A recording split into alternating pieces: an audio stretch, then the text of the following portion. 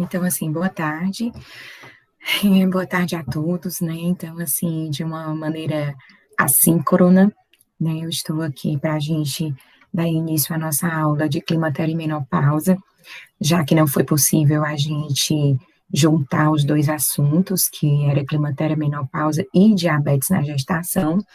Então, eu fiquei de gravar a aula e tá passando para vocês o link da aula, assim como os slides e o manual.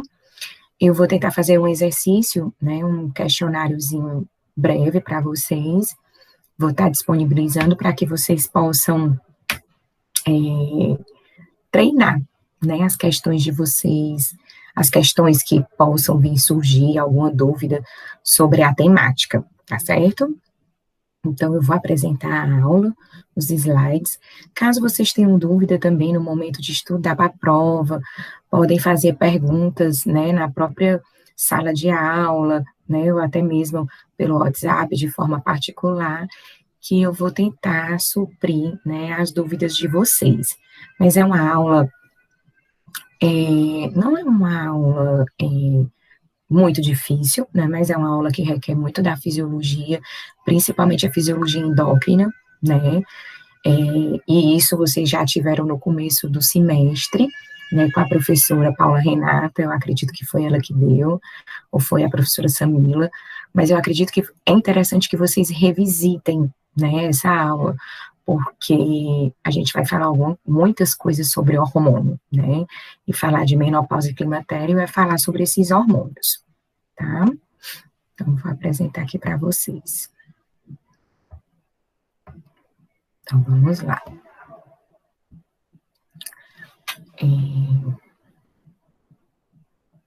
Então, gente, vou botar aqui no modo de apresentação.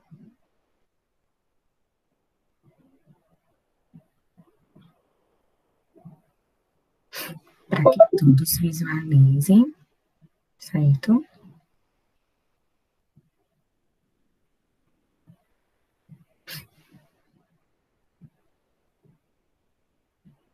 Pronto. E aí, a gente vai começar a nossa aula, né? Então, o que é que a gente pode falar sobre climatério?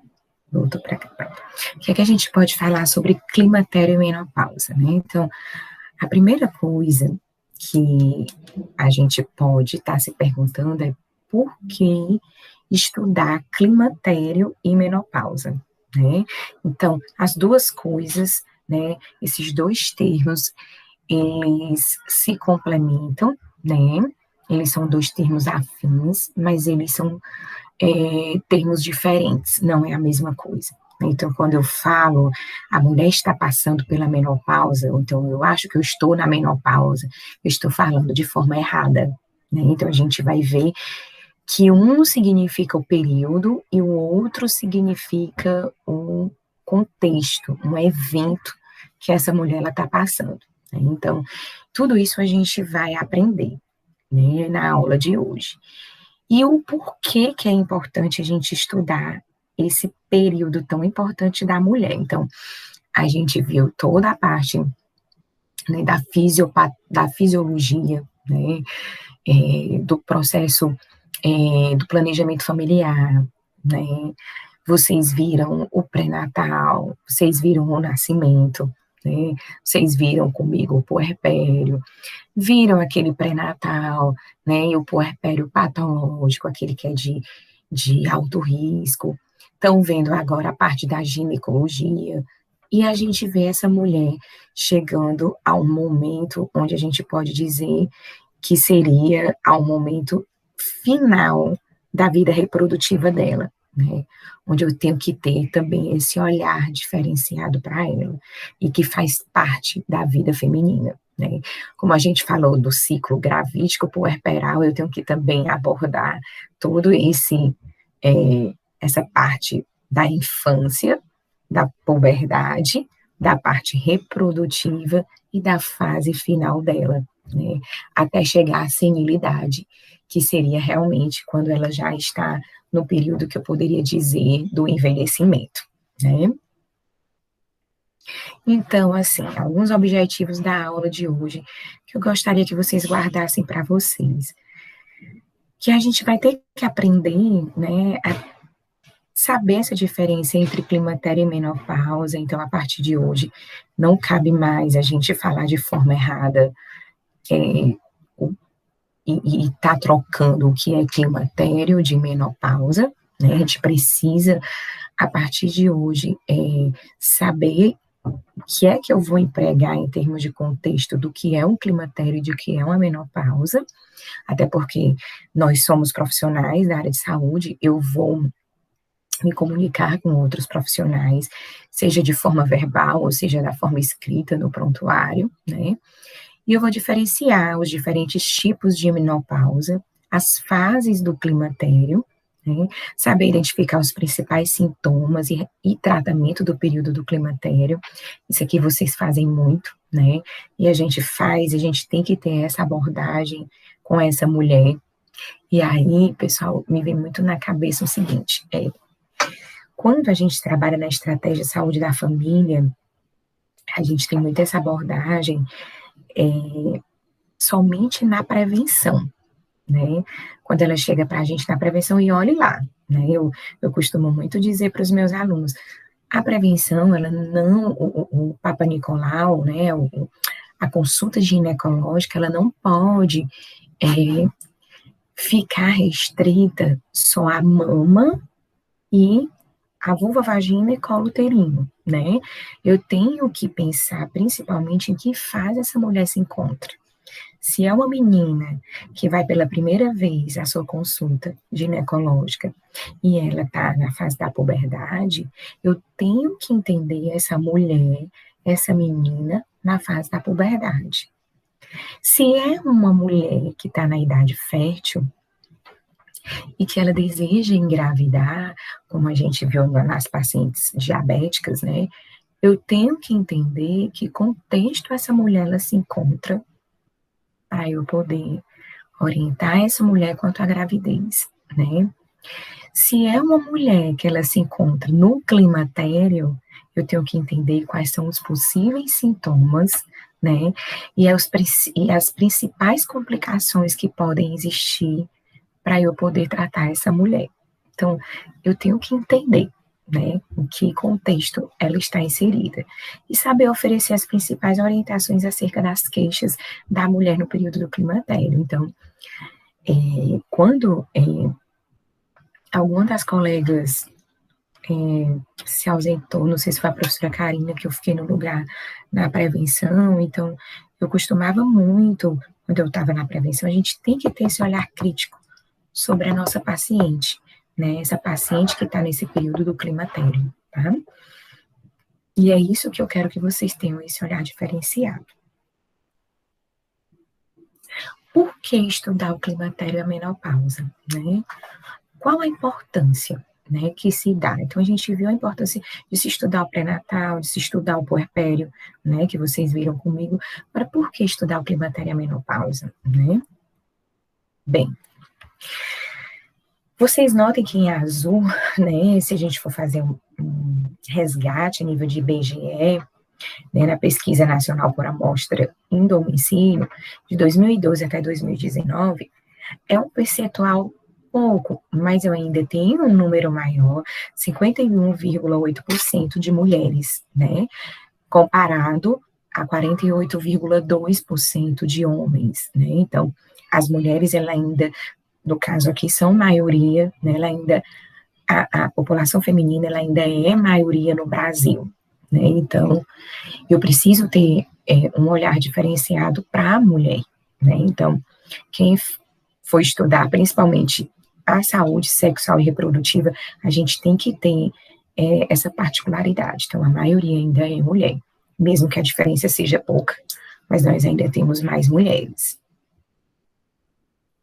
Achei interessante essa pirâmide porque ela mostra, por exemplo, né, o sexo feminino ele está em vermelho, o sexo masculino ele está em azul, a fonte é IBGE 2020, aí ele destaca lá em cima 70 anos ou mais, eu tenho mais mulheres idosas, né, com 70 anos ou mais, do que os homens idosos, né?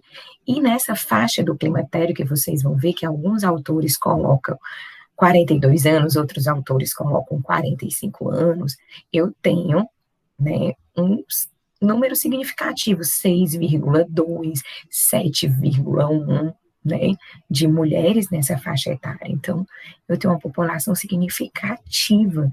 E isso aí, gente, a gente vê na prática, né? Isso é o que a gente chama de dados empíricos, é o que eu vejo no dia a dia. Então, lá no CDFAM, ou na atenção básica, quando vocês estiverem no internato, no CRUTAC, vocês vão ver que as mulheres que procuram um atendimento, né, na prevenção, são mulheres nessa faixa etária, muitas, né, dos 40 aos 49 anos, 50 anos, ou seja, são mulheres que estão no climatério, então, por isso, a importância de estudar, tá? E aí, esse outro panorama me traz as mudanças das pirâmides, né, e aí essas pirâmides, elas me dizem muitas coisas, né. Quando eu vou para as doenças crônicas, elas me falam muitas coisas. Quando eu vou para a questão de estudar gênero, elas me dizem muitas coisas, né? Por exemplo, eu vou ter um momento lá em 2060, né? Onde a maioria da minha população ela vai estar bem envelhecida, né? Isso é bom, porque significa que eu vou ter uma maior expectativa de vida. O ideal é que a gente não tenha muitas pessoas vivas, mais doentes, né, mas que as pessoas adotem um estilo de vida mais saudável, com atividade física, com alimentação balanceada, né, mas que atentem para isso, mas é a nossa realidade, né, então eu vou ter mulheres mais nessa faixa, então eu tenho que entender as particularidades que podem surgir nesse período.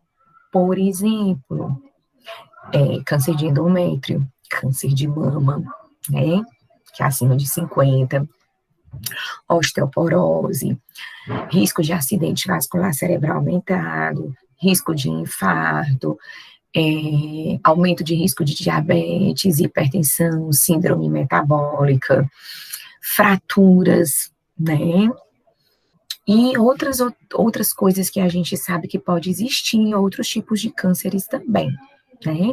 Então, em 2060, até porque o câncer, trazendo para a oncologia, a gente sabe que a maioria dos cânceres, eles são idade dependente, né? Ou seja, quanto mais idade avançada eu tenho, mais risco eu tenho para desenvolver tipos de cânceres. Então, conceitos e limites cronológicos. Então, o que é o climatério e o que é a menopausa? Né? Então, o climatério é o período, né? Ou seja, a mulher, ela inicia o climatério por volta dos 45 anos, né? O que é que isso significa para mim, enquanto enfermeira, né? Enquanto enfermeiro? Significa que por volta dos 42, eu vou botar algumas referências que citam 42, né, e outras que citam 45, que as mulheres, elas começam a ter falência ovariana, né, ou seja, o ovário, ele já não produz a mesma quantidade de óvulos e a mesma qualidade de óvulos que ele tinha, que ele produzia em uma mulher de 28 anos, né? Então, vocês vão ver que isso caracteriza o climatério, né? Ou seja, a falência ovariana. E a menopausa é a última menstruação, é um evento que ocorre. A puberdade é o período, né? O que caracteriza a puberdade? O aparecimento do broto mamário, o aparecimento dos pelos pubianos, né? Do suor, né? Nos meninos, a voz, a mudança da voz, né? O estirão da puberdade e a menarca, né? Que é a primeira menstruação nas meninas. Então, na mulher, no climatério, a menopausa, que é a última menstruação. Então, vou ler só para vocês entenderem que o climatério é a transição do período reprodutivo ao não reprodutivo da vida da mulher, caracterizada pela diminuição da produção dos hormônios sexuais. O início ocorre aproximadamente aos 45 anos. E a menopausa é a interrupção fisiológica dos ciclos menstruais, devido à diminuição da produção de hormônio pelos ovários e encerramento da ovulação. Caracteriza-se pela interrupção por mais de 12 meses consecutivos. Ou seja, quando é que vocês vão caracterizar que houve menopausa, né? Aí vamos supor, o paciente chegou para vocês no CDFAM, foi assim, ai, doutora, minha menstruação está toda irregular, né? E ela tem 48 anos, né? Ela está no climatério, tá? Ela vem 3 meses, né? E passa 2 meses sem vir. É menopausa? Não, não é menopausa. Mas se ela chegar e dizer assim, olha, já está 9 meses que eu não menstruo, é menopausa? Não.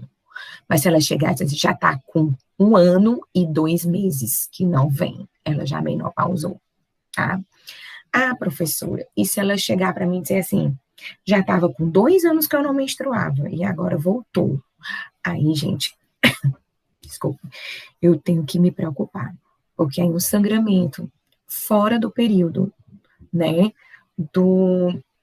após ela menopausar, né, ou seja, passou 1 ano, 2 anos, que ela não menstruava mais, aí eu tenho que ter um olhar clínico específico e um estudo mais apurado sobre uma hipótese diagnóstica de câncer de endométrio, né?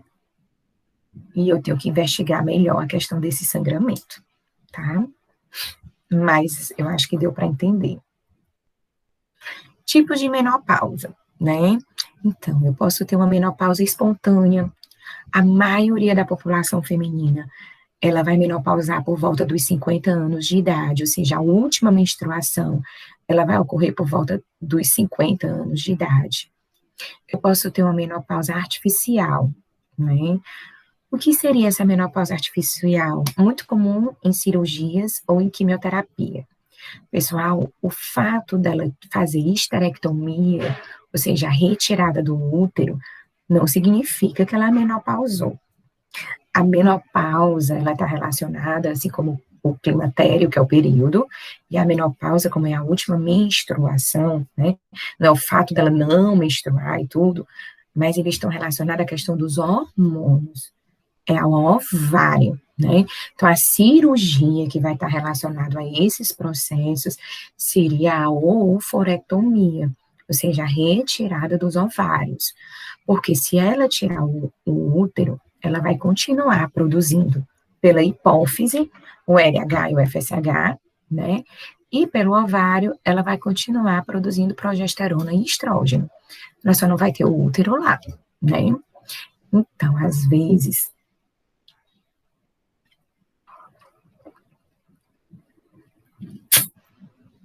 tipo de cirurgias muito comuns de oophorectomia, o câncer de ovário, né,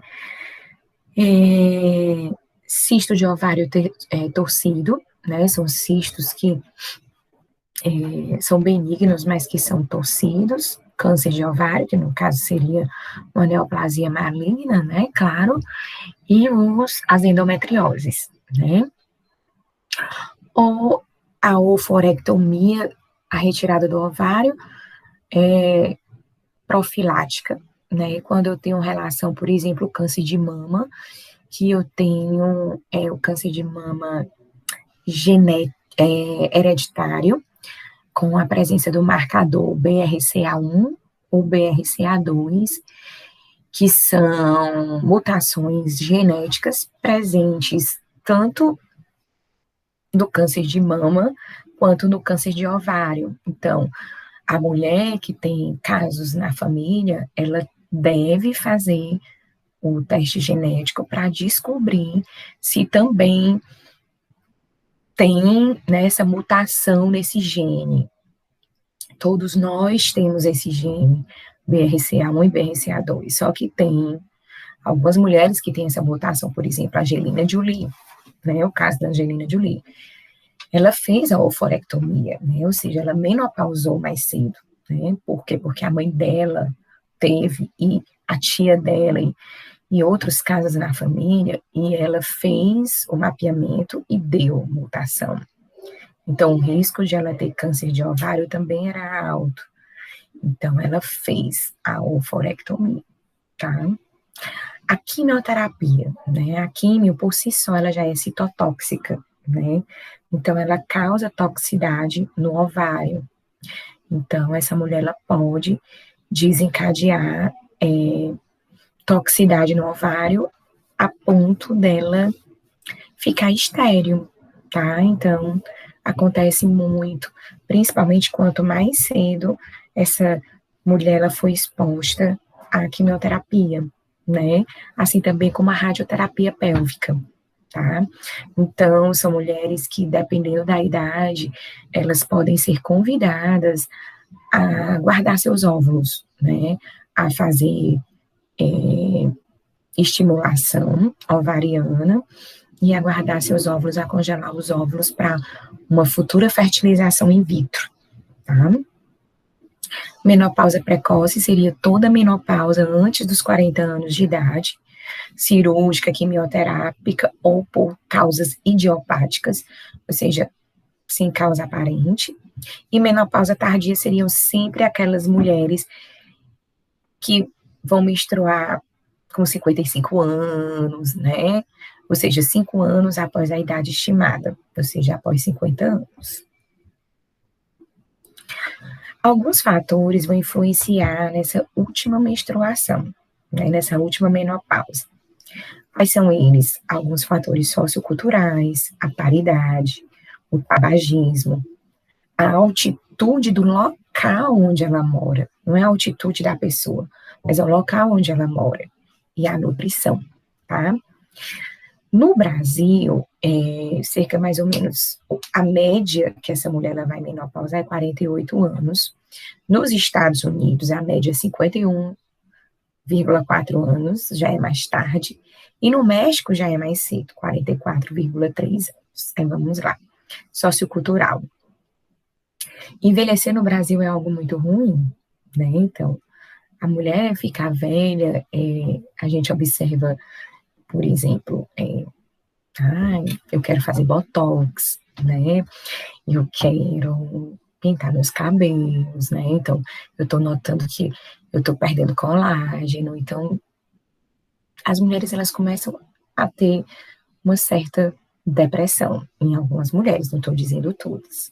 Mas se eu for comparar a nossa sociedade, né, com a sociedade, por exemplo, China, Japão, Índia, né, onde envelhecer é sinônimo de sabedoria, né, e essas mulheres, ao invés de estarem se sentindo feias, com baixa autoestima, depressivas, elas vão estar se sentindo respeitadas, né, evoluídas, né, e consagradas, né, então existe, sim, vão influenciar, principalmente nos sintomas, né, então existem estudos mostrando nessa comparação, até, por exemplo, os sintomas como os fogachos, mulheres nessa região, como China, Japão, Índia, onde a cultura é diferente, os sintomas, eles são quase imperceptíveis, né, diferente da brasileira,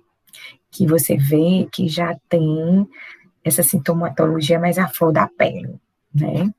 A paridade, quanto mais ela parir, mais repouso ela vai dar para o ovário, né, então, os 9 meses que eu passei grávida, são 9 meses em que eu não vou ovular, consequentemente, são 9 meses que meu ovário não vai estar funcionando, né, então, quanto mais filhos eu tenho, quanto mais gravidezes eu tenho, mais tarde eu vou menopausar. O tabagismo, cigarro, tabaco, ele é citotóxico, né? Então, o meu ovário, ele vai entrar em falência ovariana mais cedo, tá?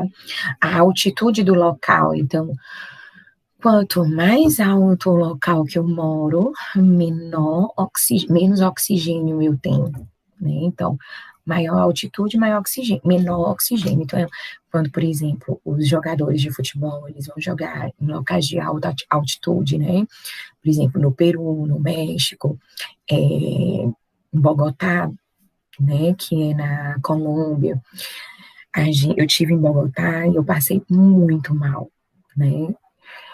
Fiquei muito tonta, com muita dor de cabeça, porque lá a questão do oxigênio é bem menor do que aqui, né, onde a gente mora. Então, quanto maior a altitude, menor o oxigênio. Consequentemente, as células, elas morrem mais rápido.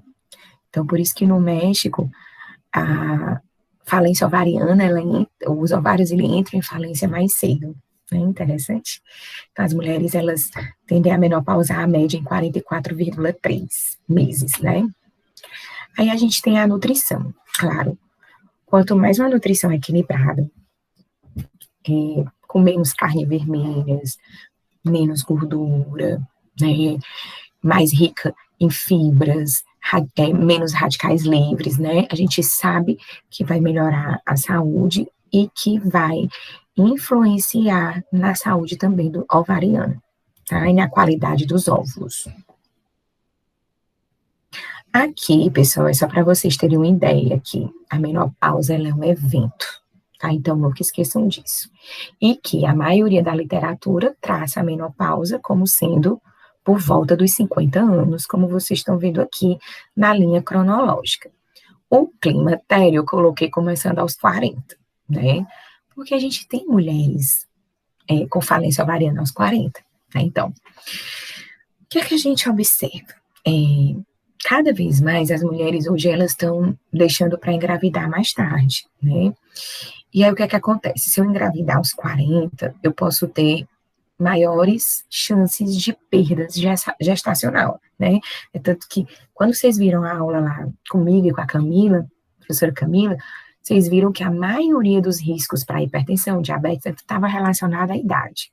Então, quanto maior a idade, maior os riscos, né? Aumenta os riscos dessa gravidez. Então, eu coloquei 40 anos, mas a gente sabe que é por volta dos 42, 45 que começa o climatério. Então, menopausa, última menstruação, climatério sinônimo de falência ovariana. Se eu deixar para engravidar com 42, 43 anos, vai ser bem mais difícil, né?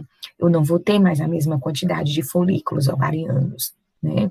Como eu tinha aos 28, 29 anos, tá? Não vou ter. Quer fazer mestrado, doutorado, passar numa residência, passar no concurso, viajar, casar, comprar apartamento, ter a oportunidade de viver fora, pensa na oportunidade de congelar os óvulos, né? É uma possibilidade, né? Porque o óvulo congelado aos 30 anos, quando você for fazer a fertilização in vitro aos 40, o que vale é a idade do que foi congelado, a qualidade daquele óvulo na idade que foi congelado, ou seja, aos 30 e não aos 40, tá? Então, o climatério é todo esse período, né? Do período que começa a falência até a senilidade, 65, né? Até mais. A perimenopausa seria esse período, né? Que vai do comecinho do climatério, né? Até um pouquinho depois que acaba a menstruação, né? E eu tenho a pré-menopausa, que é antes da menopausa, e a pós-menopausa, que é depois da menopausa. A pré-menopausa, né? Tudo que vem antes da última menstruação. Então, começa pela falência ovariana, final da vida fértil, né? Início da falência ovariana até a menopausa. E aí começam aquelas coisas, irregularidade menstrual, quer engravidar e não consegue, aumento de riscos de abortamento, né? Gravidez anembrionada, né? Ou seja, pela qualidade do óvulo, né? Ciclos menstruais sem ovulação, né? Tudo isso ocorre mais na pré-menopausa. Na perimenopausa seria quando está bem pertinho de chegar, né? Que a gente começa a dizer, está bem pertinho de menopausar. né? O aparecimento dos primeiros sintomas, ou seja, dos fogachos, né? Quando ela começa a dizer assim, ai meu Deus, eu tô com tanto calor, acho que eu tô perto da menopausa. Tá certo, ela tá perto mesmo da última menstruação. Ela tá no climatério, mas ela tá perto, porque começa aquelas ondas de calor. A irritabilidade, a depressão, a flutuação de humor, né? Um dia ela tá bem, outro dia ela não tá. Até a gente pensa assim, ah, meu Deus, será que fulano não é bipolar, né? A gente até, entre aspas, né, bipolar, mas não é a flutuação dos hormônios, né, gente? E após menopausa, que inicia-se no último ciclo menstrual até a selenidade. Algumas mulheres sentem os sintomas até 5 anos após a menopausa. Então, eles acabam, gente. Esses sintomas, eles são passageiros, né? Porque tem mulher que chega pra gente no consultório, lá na prevenção, e ficam, será que vai acabar? Será que vai passar? Eu não consigo mais dormir. Eu com o ar-condicionado em cima de mim, 18 graus e eu pingando suor, né? O evento do fogacho, mas passa, tá? Então, a fisiologia, tudo se dá pela falência ovariana. Então, nós nos resumimos ao ovário, né? Então, nós temos no nosso ovário a produção de dois hormônios muito importantes, progesterona e estrógeno, né? Que são muito importantes para o desejo sexual, para a lubrificação da vagina, para manter nossa pele, né, em um bom estado, porque o estrógeno ele participa, né, da questão da produção do colágeno, né, para manter os nossos ossos firmes e fortes, porque também ele participa da calcificação. Então, tudo está relacionado à perda progressiva desses folículos, né? Então, eu tenho os folículos que vão amadurecer, né? Geralmente um amadurece para que haja ovulação. E vocês observem que a gente vai perdendo desde o nascimento. A palavra menacne significa todo o período que a mulher vai menstruar. Por exemplo, se ela começou a menstruar com 12 anos, e vai menstruar até os 50, todo esse período que ela vai menstruar se chama de menacne. E a menopausa seria a atrofia total. Aqui é só para vocês recordarem, né, que no ciclo menstrual, né, onde eu tenho o primeiro dia da menstruação, eu tenho um leve aumento de FSH, né, que é o folículo estimulante. O FSH e o LH são dois hormônios que eles são produzidos pela glândula pituitária, né, que no caso é a hipófise anterior, né, então, FSH e LH não são produzidos no ovário, eles são produzidos na hipófise, e eu tenho esse eixo, né, da hipófise com o ovário. Então, eles vão lá e eles vão me dar um feedback, né, então, eles vão lá e vão dar um feedback. No ovário, eu já tenho a produção do estradiol, né, que seria o estrógeno, e da progesterona, ambos importantes para a gravidez, a gente sabe. Então, lá no primeiro dia, o FSH vai estar bem alto. O que acontece com o FSH alto? Né, ó? O FSH alto, tá vendo? Ó? Ele vai estar alto aqui, por volta, né? Vai estimular o meu folículo, né? E aí, o que acontece? Esse folículo, ele vai ser expelido, né? Lá por volta do 14º dia, que seria a ovulação, o ovário também vai estar produzindo estrógeno, né? Então, vou ter produção de estrógeno e de LH, tá vendo? E vai ser através do corpo lúteo, a nível de ovário, que eu vou ter o aumento da progesterona, né? Então, progesterona e estrógeno atuam, são produzidos no ovário, e aqui o FSH e o LH a nível de glândula pituitária, ou seja, de hipófise, tá?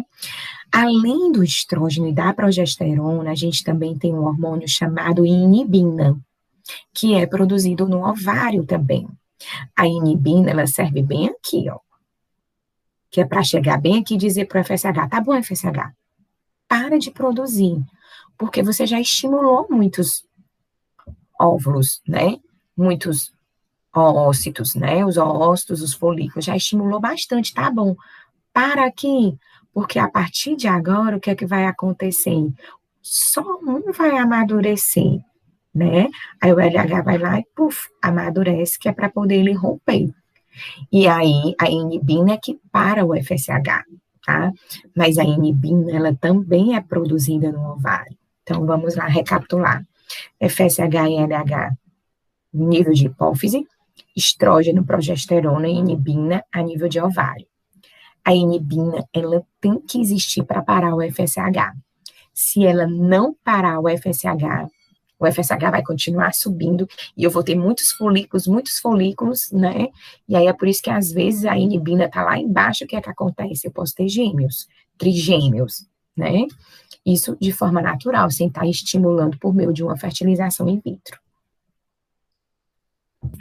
Aqui é um ultrassom de um ovário, né? Por exemplo, um ovário com vários folículos, mas só um dominante, ó, um ou dois dominantes, né? Certo? Só um vai amadurecer, mas foram vários folículos estimulados, mas teve o stop, né? Quem dá esse stop, professora? A inibina, né? A inibina era produzida onde? No ovário, tá? Então, vamos lá. Os ovários. Então, tudo se resume ao ovário, né? Então, eu tenho ovário de uma mulher jovem e ovário de uma mulher na menopausa. Olha aí o tanto de folículos que está estimulado nessa mulher na menopausa, né? Mas por que, professora, que tem tanto estímulo nesse ovário, né? Porque eu não tenho mais a mesma quantidade de inibina, né? Então, os hormônios ovarianos, eles estão baixos no período do climatério, a mulher menopausada. Então, eu tenho um FSH lá em cima, bom,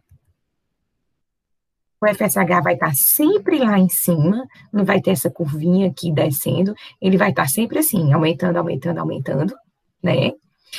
E por quê? Porque eu não tenho mais inibina, né? Ele vai estar sempre no pico dele. Consequentemente, ele vai estar dessa forma aqui, né? Parece umas pipoquinhas, mas são óvulos que não tem mais uma boa qualidade, né? E aí, o que é que a gente tem na pré-menopausa? No ovário, diminui a produção de inibina e de estradiol, né? E isso antes da menopausa, né? Na hipófise, o aumento do FSH, certo? E uma hiperestimulação ovariana sem alteração no LH e na progesterona. O que é que eu quero dizer com isso? Que quando eu quero saber se a mulher está próximo a menopausar, basta eu fazer o exame do FSH. O FSH, ele estando alto, ele é o meu marcador para dizer se está perto ou não de menopausar, certo? Ele é que é meu marcador. Na perimenopausa, quando tu tá bem pertinho do ciclo desaparecer, no ovário, diminuição dos folículos, diminuição do estrógeno, diminuição da progesterona e da inibina. Lá na hipófise, aumento considerado do FSH, gente, FSH nas alturas e pouco do LH, né? O pobre do endométrio, quem é que mantém o endométrio lá? É a progesterona, né? Quando eu quero engravidar, não é a progesterona que mantém lá o endométrio para o bebê. O que é que vai acontecer? Sangramento, às vezes, abundante. Uma descamação e a mulher chega, eu estou sangrando, eu uso 3, 4, 5 absorventes numa manhã só. Então, é uma queixa de hipermenorreia, né? Quando está pertinho dela menopausar. É exatamente pela ausência da progesterona ou da baixa de progesterona. Tá? Então, aqui seria um ovário jovem e um ovário maduro, né? Baixo estoque de folículos. E a menopausa é um esgotamento folicular total e o término do ciclo menstrual. Então, só para vocês focarem mais. Se eu pedir em prova, né? Na perimenopausa, né? O que é que a gente vai ter? A nível de hipófise, né? Eu vou ter aumento do LH e um aumento considerável do FSH, porque quem inibe os dois é a inibina. Lá no ovário eu não vou ter mais inibina, eu vou ter baixa de progesterona, baixa de estrógeno. Quando chega na menopausa, esgotamento folicular, término do ciclo menstrual. Porém, o FSH ele continua e o LH é elevado, porque a hipófise vai continuar funcionando, tá? O estrógeno e a progesterona vão diminuir cada vez mais, e essa mulher ela vai começar a usar o estrógeno de algum canto. Progesterona não mais, né? Mas o estrógeno ela vai começar a usar de algum canto. E aí ela usa do tecido adiposo, né? Que não é um estrógeno benéfico, é um estrógeno maléfico, é um estrógeno altamente cancerígeno. Por isso que a gente tem que ter muito cuidado, principalmente com câncer de endométrio, porque ela não tem mais a progesterona, e a progesterona ela acaba que protegendo esse tipo de câncer, né? Como também o câncer de mama, né? Porque a estrona, que é o estrógeno, que é o estradiol, que ela vai se utilizar pelo tecido adiposo, ele é muito maléfico, viu? Ele é rico em radicais livres e componentes que são cancerígenos. Então, não é um estrógeno bom. Por isso que a gente pede para fazer atividade física, que é para não ter tecido gorduroso e sim mais tecido muscular. Manifestações clínicas transitórias do período do climatério, as ondas de calor, que são os fogachos. Cerca de 70% vai ocorrer no período da pós-menopausa. Gente, é transitório, passa, mas que é horrível, né? Tem mulheres que não sentem, tem mulheres que sentem, né? E uma coisa vai desencadeando outra. Tem uma corrente de pensamento que diz que está relacionado, o estrógeno, ele participa, a diminuição estrógena, a fisiopatologia, ela ocorre pela diminuição estrogênica afetada no sistema termorregulador, ou seja, é como se o estrógeno, ele participasse lá no sistema termorregulador, a nível cerebral, né? E esses fogachos, ele pode variar de segundos a hora, a 1 hora. Vocês imaginam a mulher passando 1 hora de frente para o ar-condicionado, 18 graus e pingando de calor, querendo dormir, e acontece mais à noite, né? É um transtorno, gera transtorno de ansiedade, depressão, insônia, dor de cabeça. Aí começa no outro dia de novo, não consegue dormir, fica irritada, né? Explode em cima dos filhos, do marido, começa toda aquela confusão. Então, uma coisa vai levando a outra, né? Então, ela precisa ser entendida. Professora, o que é que qual o tratamento para os fogachos, né? Terapia cognitiva, mesmo com terapeuta, se tiver condições. As terapias alternativas, né? A auriculoterapia, terapia com florais, yoga, alimentação saudável, atividade física, né? E reposição hormonal. Lembrando que para as mulheres que tiveram câncer de mama ou que têm risco aumentado, elevado para câncer de mama, não podem fazer reposição hormonal, é contraindicado. Outras manifestações clínicas transitórias que a gente falou, pela baixa da progesterona, por conta da atrofia do ovário que vai acontecer, são os ciclos irregulares. Algumas podem ter, vem a menstruação 2 meses e para, né, irregularidade. Outras com aquela descamação do endométrio bem representativa, né, e ela tem uma hipermenorreia. Manifestações psicogênicas como diminuição da autoestima, sintomas depressivos, né, até porque o climatério e a menopausa, principalmente por volta dos 50, 55 anos, é o momento em que a mulher está vivendo alguns lutos, né? Um exemplo, a saída dos filhos de casa, né? A perda dos seus pais, né? Então, mulher de 55 anos, algumas estão vivenciando a perda do pai, da mãe, a aposentadoria, né? Então, tudo isso a gente tem que ter o cuidado quando for, né, trabalhar essas mulheres. Sintomas depressivos, dificuldade de memória, insônia, né? Dificuldades sexuais por conta dos hormônios, né? Então, dificuldades sexuais vocês vão levantar no histórico de vocês. A questão do libido, né?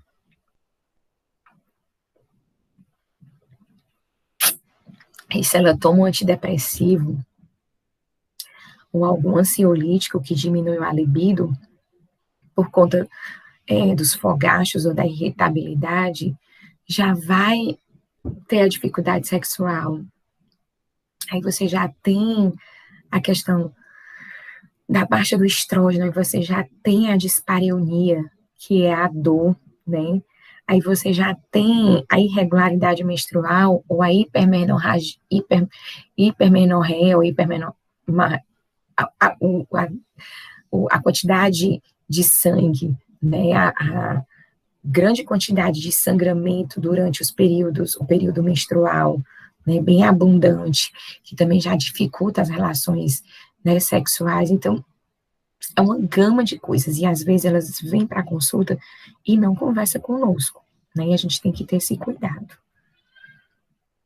E as manifestações clínicas não transitórias, né, então, tudo por conta dos hormônios, né, eu vou ter atrofia ovariana, consequentemente, com a baixa de estrógeno, de progesterona, vocês vão notar a vulva e a vagina dessa mulher no climatério, ela tem uma menor lubrificação, né? Vocês vão ver na prática, na prevenção. Ela é lisa, ela não é enrugada. Então, a vagina de uma mulher jovem, né? Ela é enrugada, o tecido é enrugado, ele é brilhoso, né? E ele tem lubrificação, tá? A atrofia é tão grande, né, desse tecido, que a uretra, ela fica mais exposta, né, e, consequentemente, ela tem mais risco de ter infecção urinária. Então, opa, eu estou atendendo na ginecologia, então eu estou entendendo que se essa mulher está nesse período, e eu estou vendo essa uretra mais exposta, então, vou pedir à professora Mônica para lembrar de pedir o sumário de urina, né? É muito comum vocês verem na prática como o estrógeno está relacionado à questão da composição do colágeno. Eu não posso pensar no colágeno somente da face, mas no colágeno em outros tecidos, como, por exemplo, no assoalho pélvico, né? E aí eu vou ver os prolapsos, aí eu vou ter prolapso de colo, prolapso de bexiga, prolapso retal, né? A dispareunia, que é a dor na relação sexual, e a sinusorragia, que seria o sangramento. Então, às vezes, a gente, quando vai passar o espéculo, vai fazer o exame especular, a gente não consegue passar o espéculo, né? A vagina está muito ressecada, então, o ideal é que a gente peça ao nosso colega, né, médico, que passe um hormônio,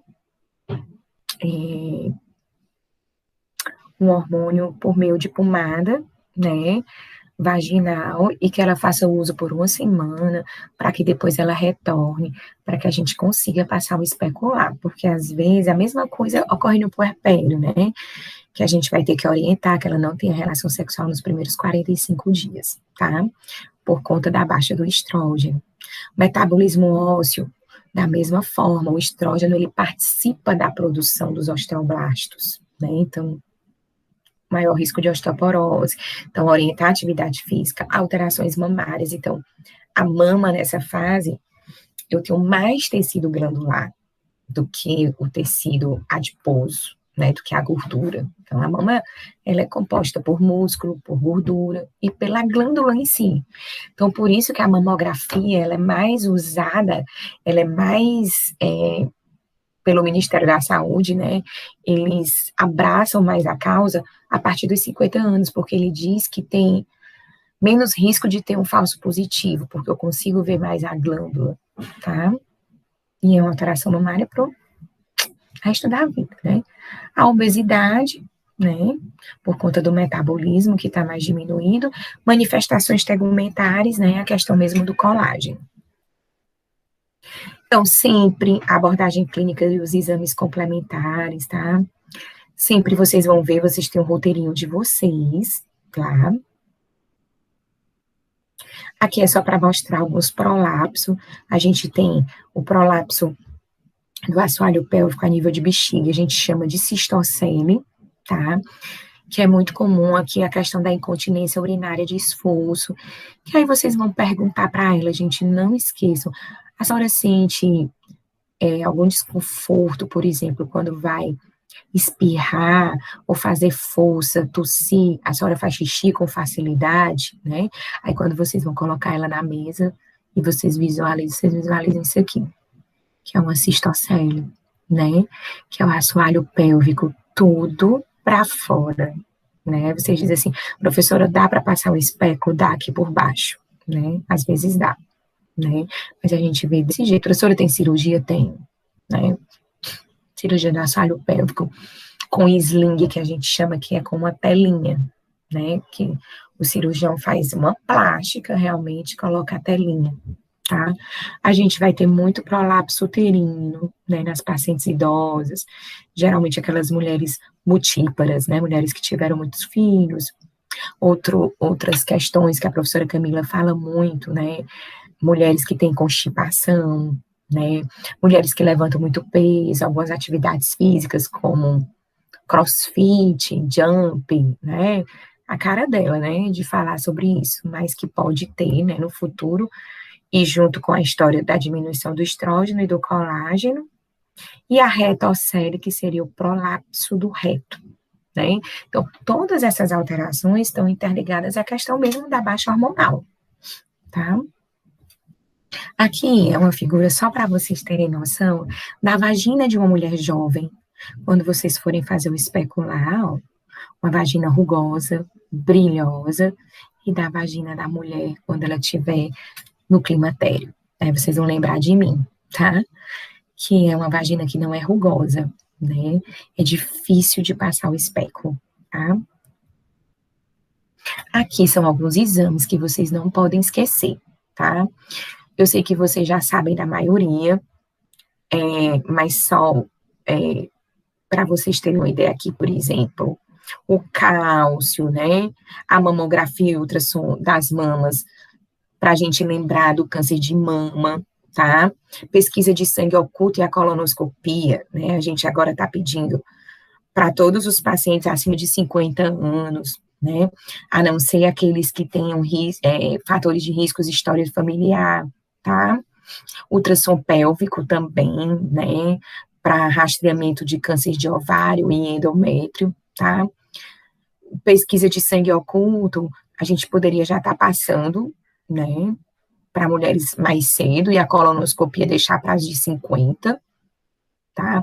Mamografia e ultrassom das mamas, eu creio que no CDFAM eles usam o Ministério da Saúde, que é a partir dos 50, mas a Sociedade Brasileira de Mastologia e a Sociedade Brasileira de Radiologia já a gente coloca como 40 anos anualmente, né? E o Ministério da Saúde, a partir dos 50 anos, a cada 2 anos. As doenças cardiovasculares, elas ganham destaque, né, pela diminuição do metabolismo, né, pela questão mesmo do uso do estradiol, pelo tecido adiposo, né, então, são mulheres que vocês aproveitem a ida dela para o Papa Nicolau e vejam a necessidade. Quando foi a última vez que ela fez colesterol total e frações, glicemia, né, investiguem se ela tem risco para síndrome metabólica, né? E façam a promoção da saúde e prevenção dessa doença cardiovascular dela. O câncer de mama, né? Que a gente sabe que hoje é a principal causa de morte por câncer, né? Nas mulheres. Então, faz parte da consulta de vocês do Papa Nicolau, lá da consulta de ginecologia. Então, como eu disse para vocês, segundo a Sociedade Brasileira de Mastologia e de Radiologia, ele é preconizado a partir dos 40 anos. Se essa mulher ela tiver história familiar de primeiro grau, mãe ou irmã, né, ou filha, essa mulher ela tem que fazer a mamografia 10 anos do caso índice. Como assim, professora? Vamos supor que a mãe teve aos 50, o ideal é que ela inicie aos 40. Se a mãe teve aos 45, o ideal é que ela inicie aos 35, né? Então, ela sai um pouco desse parâmetro engessado, que é 40, 50, né? Quando ela tem fator de risco de primeiro grau, é 10 anos antes do caso índice, tá? O único exame para rastreamento do câncer de mama é a mamografia, e quando eu falo em detecção precoce, aí entra o exame clínico das mamas, entra o ultrassom, né, e a palpação das mamas, né, lembrando que o autoexame das mamas não é mais, a gente tem que bater na tecla que não é rastreamento, né, e ele serve para a mulher conhecer a mama, né, ele deve ser incentivado para o autoconhecimento, tá, mas o ideal é que eu tenha um rastreamento oportuno, ou seja, todas as pacientes que chegarem para vocês, vocês peçam a mamografia, né? Se lá no CDFON for a partir de 50, a partir de 50, a cada 2 anos. Se for Sociedade Brasileira, a partir de 40, a partir de 40 a cada ano. E investigar os possíveis fatores de riscos, tá? Detecção precoce, né, que a gente já falou. Com relação à ressonância magnética, todas as mulheres que têm fator de risco, história familiar, e as mulheres que têm mutação genética, tem que fazer ressonância também, tá? Uma vez por ano. Câncer de endométrio e de ovário são 2 cânceres silenciosos, né? O de ovário, muito comum em mulheres novas, né? E o de endométrio, muito comum em mulheres menopausadas, depois da menopausa. Então, fiquem com a antena ligada quando mulheres pós-menopausa sangrarem, né? Pode ser câncer de endométrio, né? Não tem rastreamento, né? Tem detecção precoce quando vocês pedem o ultrassom transvaginal, quando ela vai para a consulta do Papa Nicolau com vocês. Do mesmo jeito na mulher jovem no câncer de ovário. Quando elas chegam na emergência, ou uma ou outra, por exemplo, câncer de ovário, quando chega para a gente, nas mulheres jovens, geralmente 22 anos, 23, 30, 35 anos, geralmente chega com abdômen agudo, com ascite, né? E às vezes a gente vai pensar em mil e uma coisa, em apendicite, em cisto de ovário torcido, até se chegar no diagnóstico de câncer de ovário, né? Então, ele ainda é muito banalizado. Nenhum dos dois tem política de rastreamento, né? Já o câncer de mama tem, o câncer de próstata tem, né? Mas nenhum dos dois tem, né? Então, o que tem é a nossa clínica e o nosso conhecimento, e ambos pelo ultrassom. Com relação ao câncer de ovário, além do ultrassom, a gente pode ter a questão da palpação bimanual, caso ela venha a sentir alguma dor pélvica, né? Vocês podem estar fazendo, e pedir um marcador tumoral, que é o CA-125, né? Tá? O que seria o marcador tumoral, gente? É um marcador que tem no tumor, né? Então, o CA-125, ele pode estar positivo não só no câncer de ovário, mas às vezes na endometriose. Ele significa que tem um processo ali inflamatório a nível de ovário, tá? E aí, é importante que vocês lembrem disso, tá? O exame físico, ele é muito importante, tá? Peçam ultrassom transvaginal dessas mulheres, peçam para a Mônica pedir com vocês, viu? Osteoporose, a maioria das fraturas das nossas idosas, né, por conta da não reposição, né, principalmente do cálcio, né, então a gente tem que pensar na atividade física para ontem, né, então, se eu começar hoje a pensar na minha senilidade, como é que eu vou querer envelhecer, como é que eu vou querer estar daqui a tantos anos? Com certeza eu vou estar sendo uma idosa diferente, né? Então, não abrir mão da academia e nem da alimentação saudável e nem dos suplementos que sejam necessários. Um exemplo, a vitamina D, né? E aí, gente, a gente tem que pensar nos fatores de riscos, né? Então, os inevitáveis é maior nas raças brancas, naquelas que têm história familiar, durante e depois da menopausa, né? E nas mulheres baixas e magras. Eles são mais acelerados quando o cálcio e a vitamina D estão baixos, naquelas que tomam mais café, né? No tabagismo, na inatividade física, nas cirurgias bariátricas, né? Porque a gente sabe que tem a má absorção mesmo depois, né? Tem que ter todo um cuidado na cirurgia bariátrica por conta da má absorção dos nutrientes, né? E no hiperparatireoidismo, né?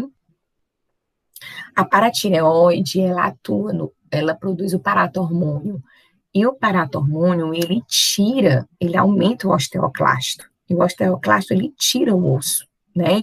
Então, pacientes que têm hiperparatireoidismo, consequentemente, vai ter um acelerador da osteoporose, tá? Então, formação do esqueleto, 80% é osso cortical, 20% osso trabecular, certo? O osso trabecular apresenta um metabolismo maior que o cortical, o colo femoral possui 25% do osso trabecular e a coluna lombar 66%, tá? Ao longo da vida, a mulher perde 50% do osso trabecular e 35% do cortical, tá? Então, o paratormônio, ele aciona os osteoclastos. Aí, lembram lá da fisiologia? Os osteoclastos vão lá e tiram o cálcio. Isso é importante na fisiologia, né? A gente não precisa do cálcio para bomba, né? Lá do coração, né? E tudo, eu preciso do cálcio. Mas, se tiver tirando muito, eu vou ter osteoporose. E a tireoide, ela repõe através da calcitonina, né? E o que é que o estrogênio, ele faz quando eu estou menstruando e meus ovários produzindo estrogênio? Ele inibe o paratormônio, prevenindo a osteoporose. Quando meus ovários ele entram em falência, o meu paratormônio vai lá para cima também. Consequentemente, eu tenho um risco aumentado de ter osteoporose, tá? Aqui seria uma foto de um osso normal, uma foto de um osso com osteoporose, tá? Fatores de risco podem ser os nutricionais, baixa de vitamina D, de cálcio, né? Os hormonais, né? O estrógeno lá embaixo, paratormônio lá em cima, TSH também alterado, T3, T4, as endocrinopatias, né? Problemas de hipotireoidismo, história familiar, o uso do corticoide e ser mulher, né? Então, é mais comum a osteoporose nas mulheres. O diagnóstico pela história clínica, exame físico, as avaliações laboratoriais, ó, cálcio, urina de 24 horas, paratormônio, hemograma, TSH, raio-x e densitometria. A densitometria, ela é indicada acima de 65 anos, mulheres com deficiência estrogênica com menos de 45 anos, ou aquelas com fatores de riscos, tá? A gente tem algumas opções terapêuticas do climatério, né?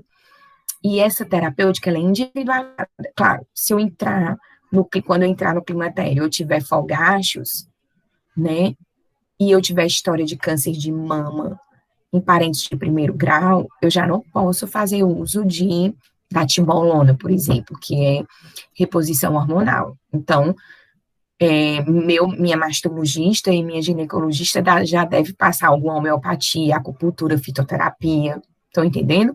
Então, tudo vai depender da história dessa mulher de forma individual. Então, o tratamento, ele se dá por tipo dos efeitos, por exemplo, sintomas climatéricos, o ideal seria o hormônio. Se ela tiver, por exemplo, se ela tem os sintomas climatéricos, por exemplo, como fogacho, ansiedade, mau humor, irritabilidade, insônia, angústia, e não tem contraindicação, pode fazer, no caso, a timolona, que seria o hormônio, reposição hormonal, não tem contraindicação, tá, gente?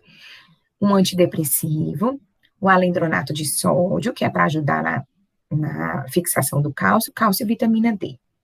Não precisa do alendronato nem do cálcio e vitamina D. Alterações urogenitais, hormônio, sim, que seria a dispareunia. Antidepressivo não, alendronato não, cálcio não. Distúrbio da sexualidade, hormônio sim, antidepressivo sim. Prevenção da osteoporose, hormônio sim, antidepressivo não, alendronato sim, cálcio e vitamina D sim. Então vai depender da história de cada um, tá? Aqui são as referências. E mais uma vez, a gente tem que individualizar o tratamento e não esquecer que é um momento muito importante na vida dessa mulher. E obrigada.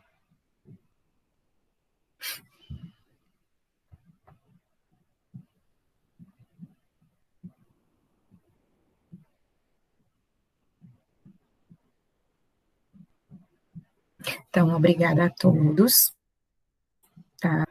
E aí eu vou passar o link para vocês assim que eu terminar e vou passar a aula e vou depois, né, com calma, eu vou organizar o formulário para vocês, tá joia? Então, gratidão, estudem, assistam a aula. Obrigada, meninos.